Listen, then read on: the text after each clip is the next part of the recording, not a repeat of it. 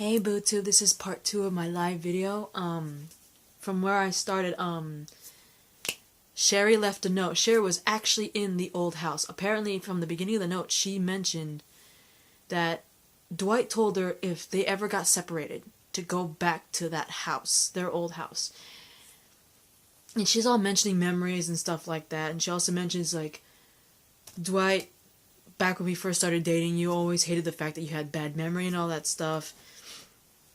And that part where she mentions, if they ever got separated, to meet back at the house, that they'd meet back at that house, she joked in the letter saying, I always thought that we would meet up in this house and you have, like, some sort of, I forgot what they were, but some sort of snack and beer and stuff like that, and something about bad memory. I didn't, listen entirely into the note monologue, but basically, Dwight was right on the money. Dwight went to the house assuming Sherry was there. She was there, and she left because she said she'd rather take her chances out there alone in the world filled with walkers. She basically saying she'd rather, go out there and possibly die than be in the Savior compound. And, the sad part was the fact that she left her engagement band and wedding band there with the note. It turns out Dwight also had his wedding band there, kept it together in a little cigarette pack. And turns out the part thing inside the note where it's something about, that little snack and beer, he actually left that behind. Anyway, I'm sorry, the thing's back. I'll be right back. Oh my god. Oh my god, first off, Eugene grew some major balls because he was waiting in line to get supplies, because I'm assuming he wanted to help these girls. So he's like, I need some cold pills or something like that.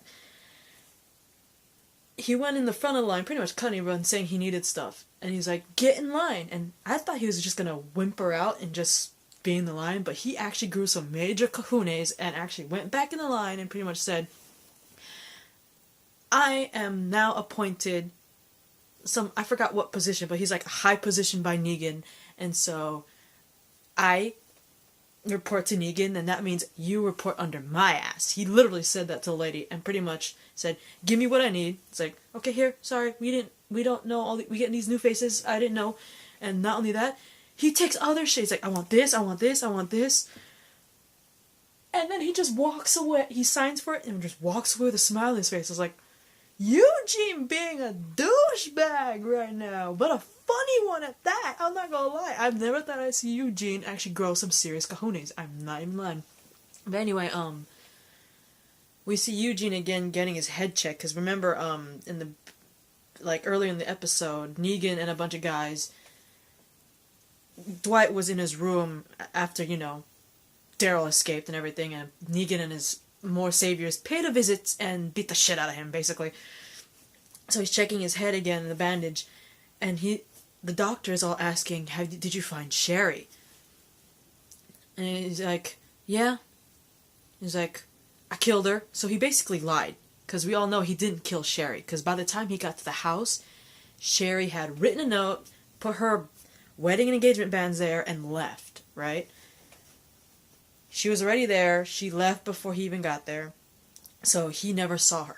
But apparently, Dwight concocted a story to tell this doctor saying, yeah, I found her. I killed her because she tried to run from me, and she tried to run toward a herd, and I just made it easy for her and killed her. And apparently that's the same concocted story he ended up telling Negan. And that blonde woman again took Eugene. He's like, what's going on? It's like, oh, you'll see. And so they're watching from a balcony, and they're at the fireplace, that fire thing where he has where he likes to melt people's faces. Yeah. So apparently I thought they're going to do something to Eugene, because I thought Eugene overstepped his boundaries by pretty much taking shit like he did. But turns out Negan wanted the doctor. And so apparently Dwight, from what I saw, Dwight framed the doctor. Because not only did he lie to the doctor saying he killed Sherry, because she tried to run from him, when we all know she was already gone by the time he got there, he framed the doctor and made it look like the doctor was the one that let Daryl go because the doctor knew Sherry didn't like the fact that Daryl was there. So he's basically making the doctor the center point of everything. Basically said, basically the story is Dwight made the doctor pretty much framed the doctor in thinking, he's the one that let Daryl go because the doctor knew Sherry didn't like the fact that Daryl was here. And I think he even planted a note or something like that, right? And so, I really thought that they were just gonna melt the dude's face like they did with Dwight and that other dude, right? And unfortunately, that wasn't the case, because, he's like, all you have to do is admit it was you and say I'm sorry, and which is exactly what the doctor did. And, it looked like for a moment he was off the hook, because, he let go of the iron thing, but unfortunately with Negan that's never the case, right? Because he put the iron thing down and instead dragged the doctor and pretty much shoved him in the fire. So half the doctor's body, the top half of his body, in the fire, dead, melted, and gone, right? Oh my god, hang on. It's back. Holy crap. So apparently, those girls, they wanted Eugene to make these pills, because apparently Negan sent over 3 of his wives, right? There was a redhead, a blonde, I think like a brunette. And we saw the blonde constantly drinking, right? And of course the other 2 told the blonde sob story on why she became Negan's wife, while the other 2, the redhead and the brunette, pretty much volunteered, right? And so they said she just wants to take something to sleep and be gone forever, right? Eugene obviously thought that was a bad idea, because if she takes a sleeping pill at night and she'll turn and while everyone else is sleeping and just attack everyone, right? And the girl's like, you know what? We'll deal with that. And it turns out it was a straight up lie. So, we did, like I said earlier, Eugene grew some big cojones and got all the stuff he needed to basically make the pills. But after he witnessed what Negan did to that doctor, the one that Dwight pretty much framed, I guess he had a change of heart, because he was by himself in his room playing those games, because apparently he's playing like these old Galaga games and shit, like Atari games on the TV in his room. And the redhead and the brunette come in, and it's like, they're just asking if he's okay, and then at one point, one of them asks if he actually made the pills, and he's like, yeah, but I'm not giving them to you. And they're wondering why, right? And he's like, don't ever question my intelligence. I know why you really want the pills. It's not for your blonde friend. You want the pills so you can slip them to Negan and kill him, right? And basically, since he pretty much blew their cover, they're like, you know what?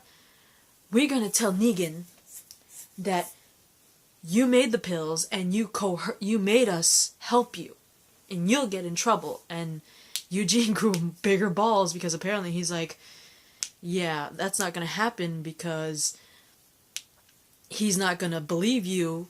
He's not gonna believe your word against mine. And he basically used Dwight and that doctor as an example. He's like, he's not gonna believe you any more than he believed that doctor with Dwight, because just like the doctor, you 2 are expendable, whereas me and Dwight are not, right? And I was like, Eugene's going to the dark side!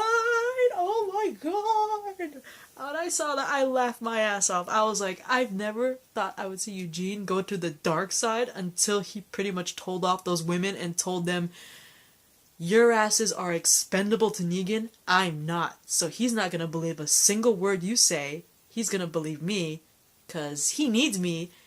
He could just get another wife with you guys. And it's like,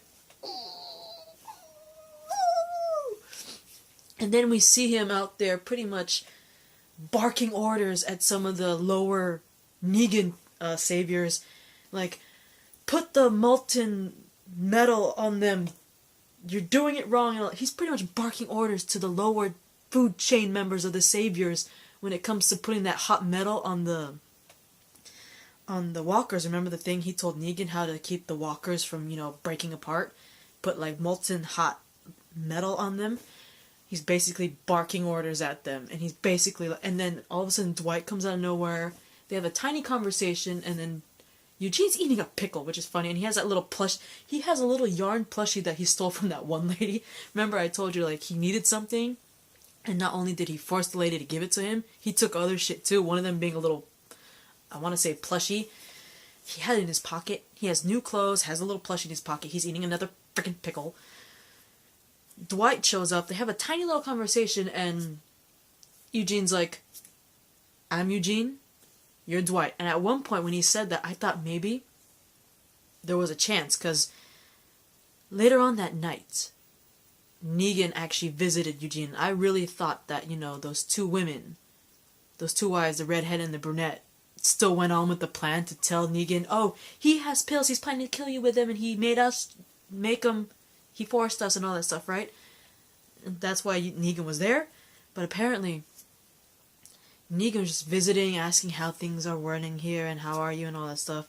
And he asked one question. I honestly thought he was going to ask him, do you know about these pills that my wives are talking about, right? But apparently no. The question he was going to ask basically was, he was going to ask Eugene, who are you?